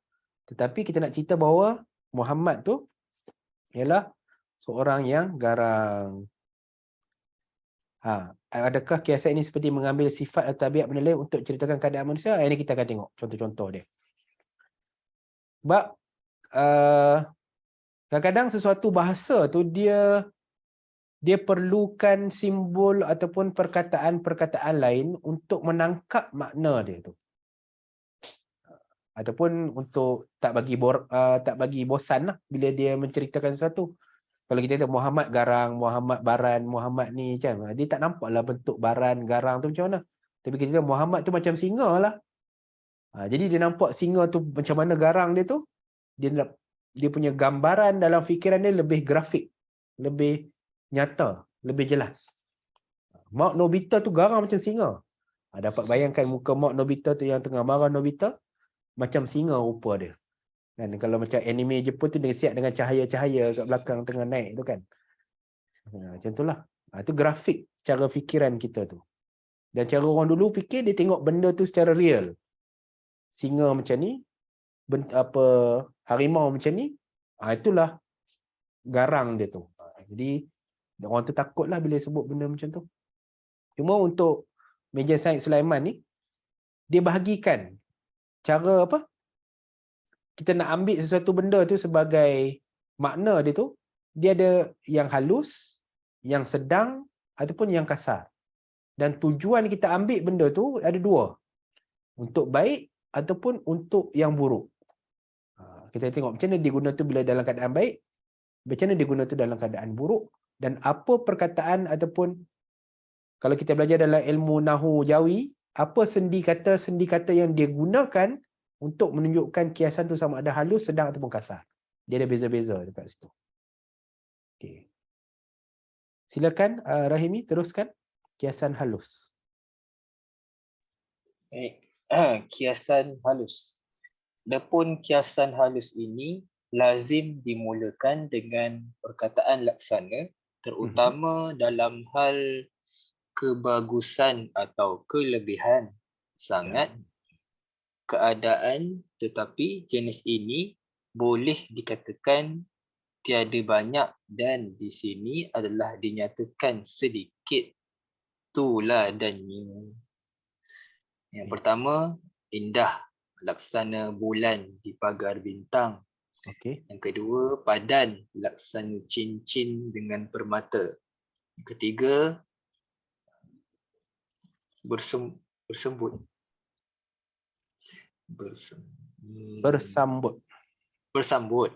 Bersambut. Laksana tanduk berseri gading. Yang keempat, menurun. Laksana kuah tumpah ke nasi. Kelima, mustajab, laksana kunyit dan kapur. Yang keenam, rindu sangat, laksana pungguk rindukan bulan. Yang ketujuh, kehilangan sangat, laksana anak ayam kehilangan ibu. Yang kelapan, banyak, laksana gersik di panti. Panti ke? Di panti. Penti. Kan? Gersik di... Gersik ke gerisik? Ni apa dia ni? Bukan gersik. Apa ni? Bukan gersik. Oh. Gersik. Macam laksana gersik kan ke? Okey, gersik. Okey. Gersik di penti. Penti ke panti? Peniti. Siapa boleh tolong bantu? Tolong bantu. Tolong dah bantu. Apa tu bantu pula? Pantai lah. Di pantai. Pantai. Ya. Pantai. Oh, pantai. Aduh. Okey. Baik. Okey, ke-9, kuat bunyi, laksana halilintar membelah bumi. Okey. Ke-10, akrab, laksana kuku dengan isi. Okey. Jadi dalam bentuk yang pertama ni, yang halus, dia punya kiasan tu, Tuan Pengarang ada sebut dimulakan dengan perkataan laksana. Tengok ni. Kan kita dalam pepatah kita ada sebut laksana bulan di pagar bintang. Nak puji isteri kita kan. Kau ibarat bulan di pagar bintang. Apa maksud bulan di pagar bintang tu? Apa dalam bentuk grafik dia tu ialah dalam malam yang kelam, yang gelap, kau seorang je yang bercahaya, dan dalam cahaya tu mengalahkan bintang-bintang yang lain, hanya satu je aku pandang kat hang. Macam itulah ibarat grafik dia tu. Itu kalau padan, laksana cincin dengan permata. Sebentuk cincin yang cantik tu dipadankan pula dengan permata. Jadi sepadanlah benda tu. Bersambut, laksana tanduk berseri gading. Ni saya tak pasti macam mana grafik dia tu, tanduk berseri gading. Mungkin ada kawan-kawan kita ada gambaran tentang benda tu lah. Itu menurun. Okey, menurun ni bukan orang meratip turun tu tak. Dia turun macam dia dapat keturunan tu kan. Macam bapa, macam itulah anak. Itu laksana kuah tumpah ke nasi. Itu maksud dia. Mustajab, kunyit dengan kapur. Ni boleh buat sedikit kajian perubatan Melayu lah. Apa yang mustajab tu kalau kunyit campur kapur ni. Ingat saya waktu saya kecil-kecil dulu, opah saya lah kalau macam saya ni macam demam sikit ke demam atau badan panas tu kan, dia akan pakai dia akan guna ni lah kunyit dengan kapur ni. Dia akan buat benda tu ketegar. Kalau orang Perak kata ketegar. Tak tahulah sekarang apa mujarak dia. Dia ambil kunyit, dia celup dengan kapur, dia sapu-sapu dekat dahi kita. Dia adalah baca-baca sikit tu, saya tak tahu apa dia baca. Tapi yang tu dia kata, ni kamu ni kena ketegur ni. Ketegur tu mungkin macam kita terkejut ke tengok benda-benda yang ngeri ke apa kan. Kamu ketegur. Dia bagi benda tu untuk tenangkan kita lah. Tapi point dia akan pakai laksana sebagai tanda. Ni. Dan benda tu halus. Dia punya pinjaman ataupun perubahan makna dia tu. Ni jelas kot. Dia straightforward kan yang ni kan. Kita tengok yang seterusnya pula.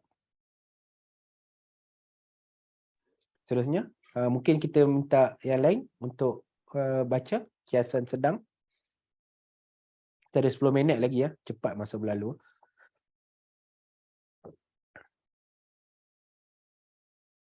Silakan. Volunteer.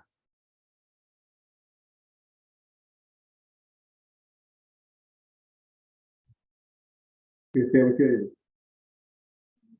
Sila Cik Muhyiddin. Kiasan sedang. Kiasan sedang adalah kiasan sedang lazim dimulakan dengan perkataan bagai. Okey. Maksudnya membandingkan keadaan sesuatu dengan seperihal cakap supaya jadi ingatan atau pengetahuan yang terang dalam sebarang keadaan yang dibandingkan kiasan ini luas pada tentang yang tak bagus. Yang apa? Yang demikian kiasan ini. Kiasan ini luas pada tentang yang tak bagus. Okey. Kiasan sedang ni biasa dia akan pakai untuk benda yang tak bagus lah. Kita tengok contoh dia. Silakan Cik Muhyiddin. Di bawah ini adalah dinyatakan sedikit sebagai tauladan. Satu, tak padan, iaitu bagai kapak naik peminang. Naik peminang. Okey. Yang kedua, seternah. Si ternah. Ini Ustaz Amir ada jelaskan dalam bengkel bahasa Jawi. Ni.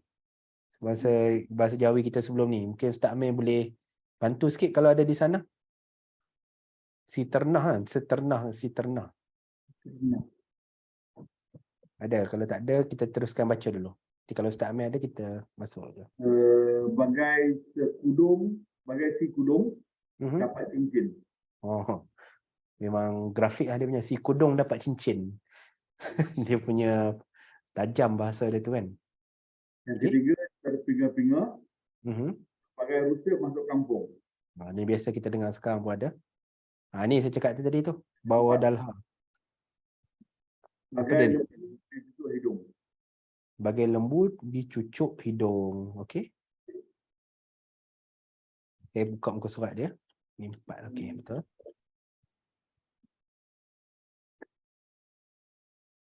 Terusnya. Terusnya yang kelima, riuh. Riuh, okey. Bagai kacang direndang. Bagai kacang direndang. Rendang ni, sekadar footnote, rendang ni goreng ah. Keenam, tak masuk hitung. Bagai meluput tepi gantang. Tak masuk hitung tu macam apa? Nobody lah. You are nobody. Bagai melukut di tepi gantang. Okey. Muka dua. Itu bagai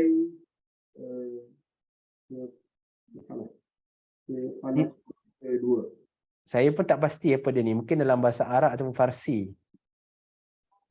Muka dua.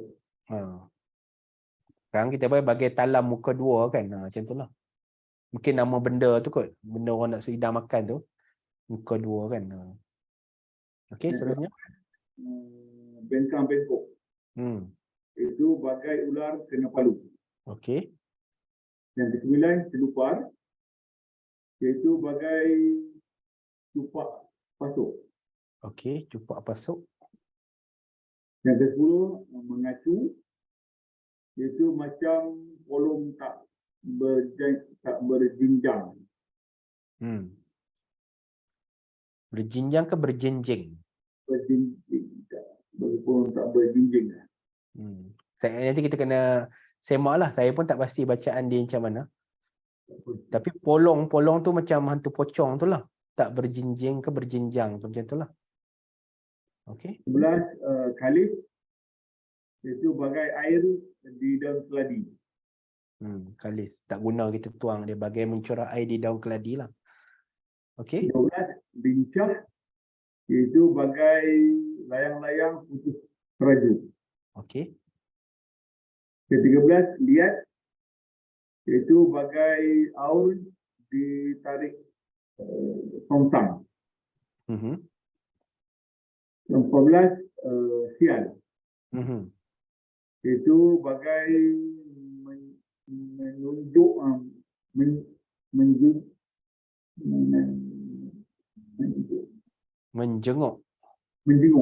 menjenguk jerat sial. Ya. 15 Bilau kot. bilau, iaitu bagai katak bawah tempurung. Ke-16 kasih, itu bagai menatang minyak yang penuh. Okey. Ini dia bagi contoh-contoh yang agak agak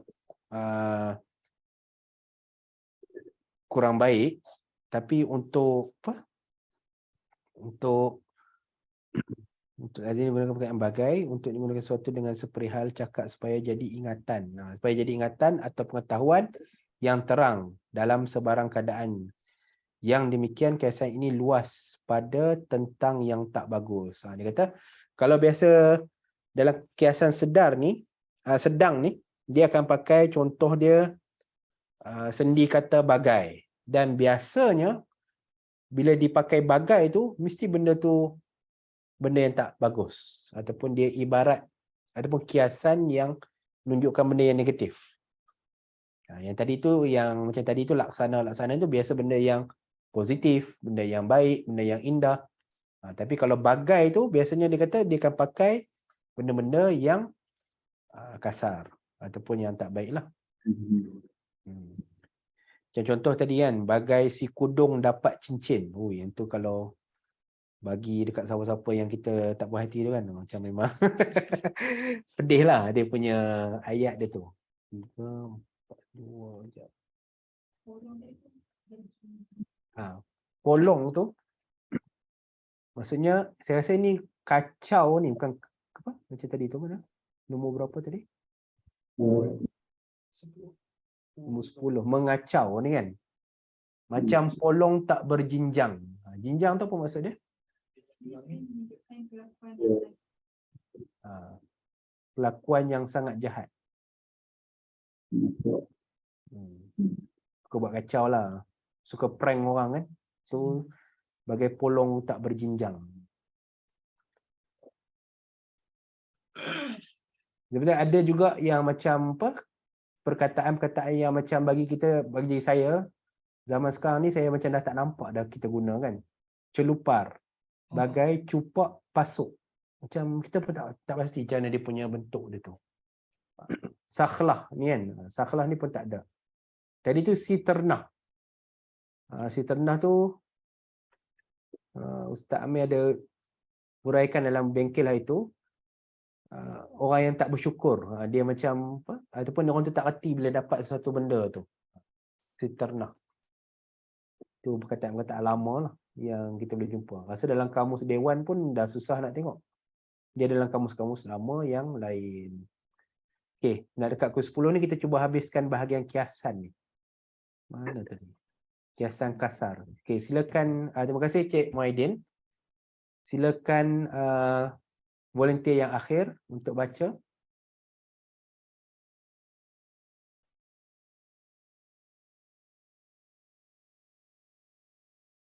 Ada?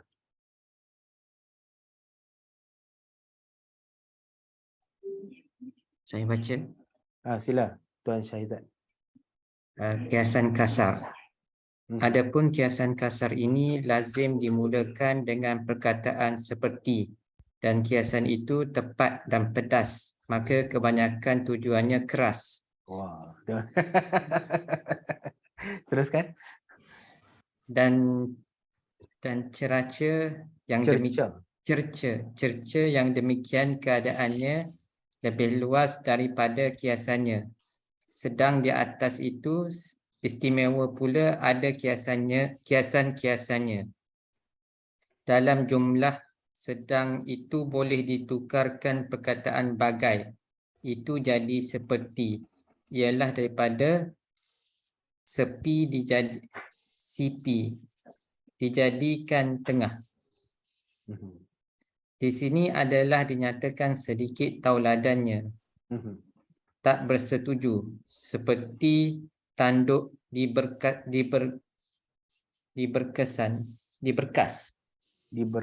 Diberkas ya, tanduk diberkas. Mengekor. Seperti langau ditungking gajah. Okey, tongking belakang gajah tu lah. Okey. Tak mengerti. Seperti kera dengan bunga. Terkerih. Rasa terkeriau macam tu lah dia punya. Terjerit macam tu lah. Terkerih. Tak tahu istilah Johor. Silakan. Dia punya Seperti maksud. kera dengan belacan. Membuli muajak. Okey.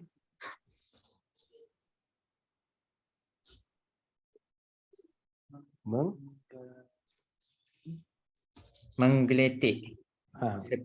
Seperti cacing kepanasan. Okey. Kotor. Seperti kubang babi. Sila teruskan. Lumis. Lumis. Seperti kucing makan anak. Apa maksud dari lumis ni kan? Teruskan. Jahat dalam diam. Seperti api dalam sekam. Okey, ini biasa Senyap. kita dengar. Silakan. Seperti belut pulang ke lumpur. Berulang. Seperti biawak mengulangi bangkai. Bernahas. Seperti telur di hujung tanduk. Senyap mengulang. Seperti tikus jatuh ke beras. Sentiasa bergaduh. Seperti kucing dengan anjing. Ini biasa kita dengar kan? Tak membalas budi. Seperti melepaskan anjing di celah pagar. Biasa. Seperti dihiris dengan sembilu. Bisa. Pantas. Seperti lipas kudung. Gapil. Ini pun saya tak tahu. Benda. Saya tanya on your whole. Seperti tangan janda. Kenapa dia kena tangan janda? Ni? Hodoh. Seperti sangkalan tak sudah. Hilang sahaja begitu. Seperti habu atas tunggul. Merosakkan. Seperti tikus membaikkan labu.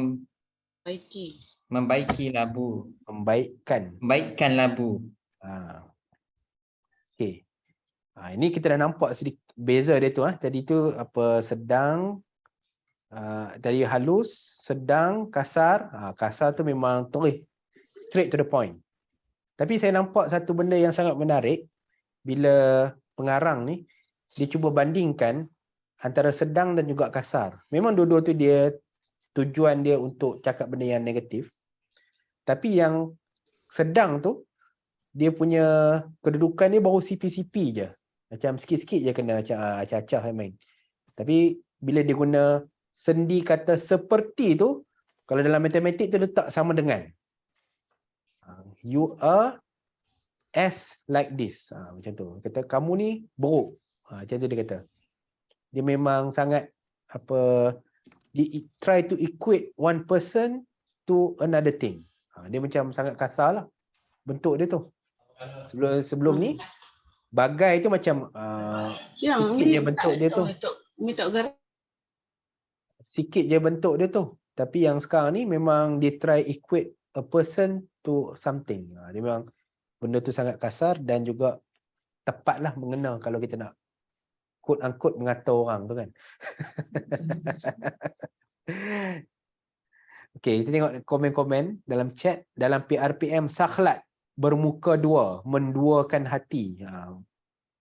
Curang lah maksudnya dalam hal ni. Tapi kita nak tahu apa asal sakhlat. Ya? Saya suka mau sebut pasal sakhlah tadi. Sila Ustaz. Sakhlah tu sebenarnya perkataan bahasa Arab, artinya anak kambing. Okey. Jadi kalau kita lihat anak kambing kan ataupun mana-mana binatang yang macam lembu ke apa kan, diorang punya muka tu ada dua sisi kan. Oh ya. Berarti seperti sakhlah bermuka dua, seperti anak kambing bermuka dua kan. Jadi kalau kita fikir memang iya. Ada dua sisi mukanya. Sisi muka. Oh betul. Dia macam apa? Muka dia kan dia panjang macam tu lah. Dia ada muka sebelah kiri, sebelah kanan macam tu lah. Betul Ustaz? Ya betul. Oh itu lagi kasar dia punya apa? Daripada talam tu.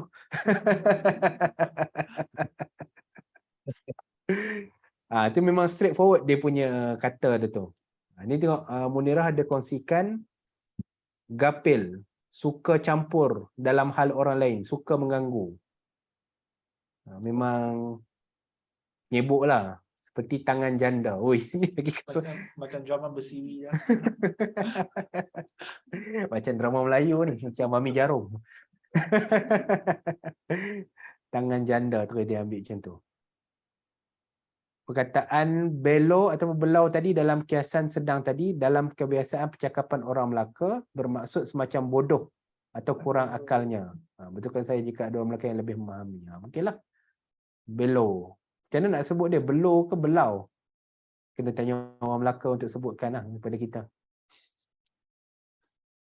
Tengok, dia punya penggunaan itu kita dah nampak dah. Beza antara laksana, bagai, seperti. Laksana tu macam sangat spesifik. Macam nak kata orang tu laksana bulan. Macam kadang macam nak bandingkan macam tu je. Tapi maksud dia dah sedang, bagai. Awak ni sejenis macam tu. Tapi tak samakan orang tu dengan benda tu. Tapi sekarang seperti. Seperti tu dia memang try to equate ataupun menyamakan sesuatu orang tu macam benda tu. Macam tadi kata tu kan, pengotok kan. Oh tu memang sedap dah kalau nak bagi kat orang tu. Kan yang ni kan. Seperti kubang apa ni kan. Memang kalau kena dekat orang tu, kalau dia sedar bahawa benda tu sama juga teruk je tu, dia tak nak menyamakan diri dia dengan keadaan macam tu. Tu tiga bentuk kiasan yang kita nampak perbezaan itu melalui sendi kata dan penggunaan itu macam mana. Okey, dah. Setakat ni ada apa-apa soalan? Baru cakap tentang kiasan, tak masuk lagi tamsil, bidalan. Tapi kita dah nampak the science behind it. Macam mana cara tuan pengarang ni fikir dan dia cuba susun ilmu tu supaya bila kita tahu susun tu, kita tahu nak guna benda tu kat mana. Kita tahu nak bila nak mengarang tu, kalau kita nak cakap elok, kita cakap elok. Tapi kalau nak cakap sebaliknya, ni ada cara dia. Ni ada dia punya bentuk dia. Dan kita akan pilih peribahasa-peribahasa Melayu untuk kita gambarkan benda tu. Inilah bentuk ilmu gubahan makna. Makna tu mungkin sekarang ni macam tu je. Tapi bila dia dah dimasukkan dengan bagai, dengan seperti, makna tu mungkin lagi kuat. Kita tak kata orang ni, hang ni pengotok lah. Itu baru satu peringkat lah. Tapi macam dah degil sangat orang tu. Hang ni macam, tempat rumah hang ni macam kubang tu. Itu macam kuat dia punya makna tu. Supaya ada kesedaran kepada orang yang terkena perkataan tu. Itu ilmu gubahan makna dalam bab kiasan saja dulu. Jadi ada soalan-soalan lain. Ni Syazwani ada komen, halus orang Melayu dulu nak marah bagi pelambangan sahaja. Betul? Sebab apa? Bagi saya, cara fikir orang Melayu dia sangat saintifik. Sebab dia betul-betul perhati benda tu, dan orang yang sama nak kena kata tu pun dia pun memerhati benda tu, Jadi bila dia cakap satu benda tu, dua-dua boleh faham tentang makna yang hendak disampaikan tu. Tanpa dia cakap direct benda tu. Ataupun maknanya lebih pada direct lah. Dia lebih pada makna tu. Sebab tu dia kena gubahan makna satu perkataan tu. Ini nak tunjuk kehebatan bahasa orang Melayu tu. Macam sangat grafik lah kalau boleh tulis lukis dalam bentuk apa? Komik tu kan. Bila orang tu maki tu buat bentuk komik tu kan. So lagi kuat dia punya grafik tu, bayangan benda tu. Komik apa? Kiasan-kiasan Melayu kan. Tapi dia kena censored 18 ke atas sahaja kan. 18 SG, sangat ganas. Wallahu alam. Jadi ada komen-komen ataupun perkongsian yang akhir sebelum kita tutup? Ada soalan? Tuan Syukri berkenaan qanun tadi, bagaimana pemahaman qanun sesuatu ilmu itu boleh bertahan zaman berzaman? Atau bolehkah hukum qanun sesuatu ilmu itu ditambah baik atau berubah?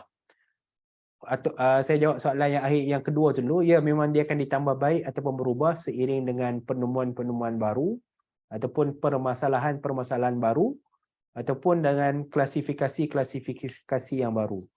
Al-Farabi dia bukan sarjana yang awal-awal lah. Kemudian kita akan jumpa macam Imam Al-Ghazali. Dia pun ada pembahagian ilmu dia.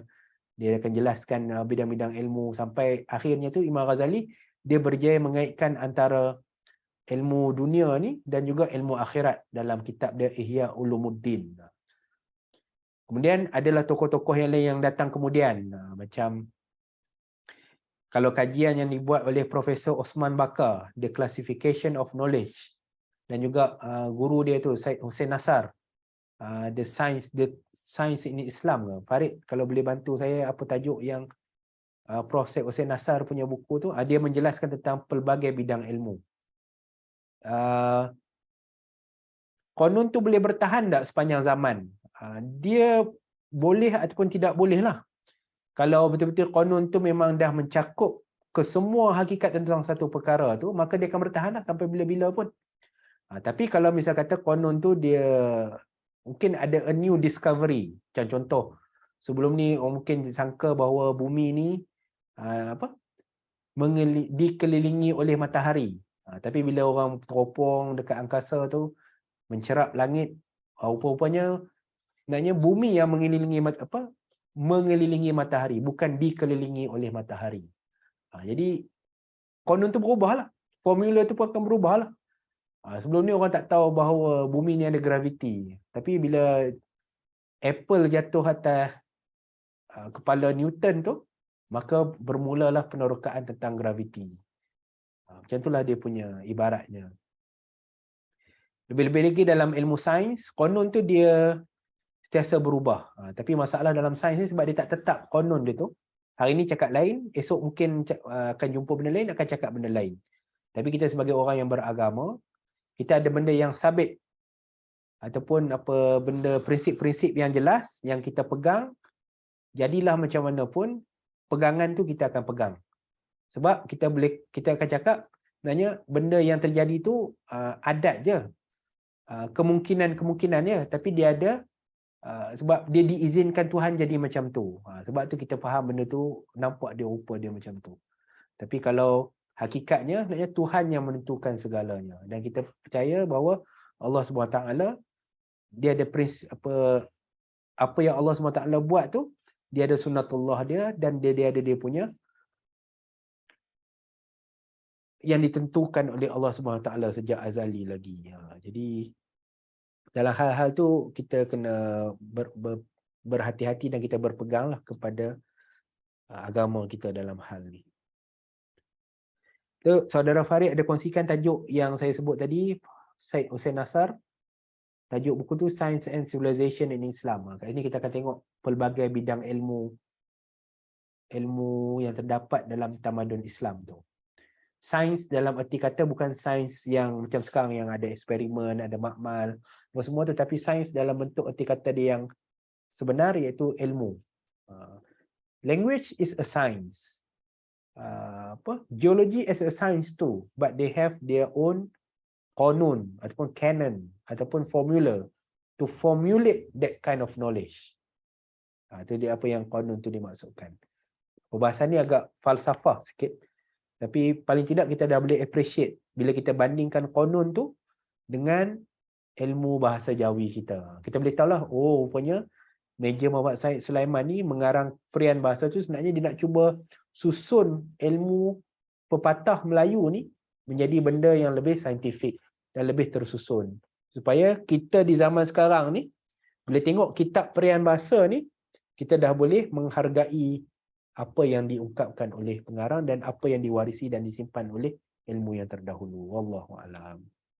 Jadi itu saja pada malam ni. Alhamdulillah kita dah berjaya baca fasal yang pertama pada bahagian kiasan halus, kiasan sedang dan kiasan kasar. Dan kita nampak apa perbezaan setiap satu tu dan kedudukan setiap satu tu dan bagaimana dia digunakan. InsyaAllah kita akan sambung pada minggu hadapan pada hari yang sama insyaAllah. Sekian wabillahi taufiq wa hidayah. Wassalamualaikum warahmatullahi wabarakatuh. Waalaikumsalam. Waalaikumsalam warahmatullahi wabarakatuh. Waalaikumsalam. Terima kasih, Ustaz. Terima kasih.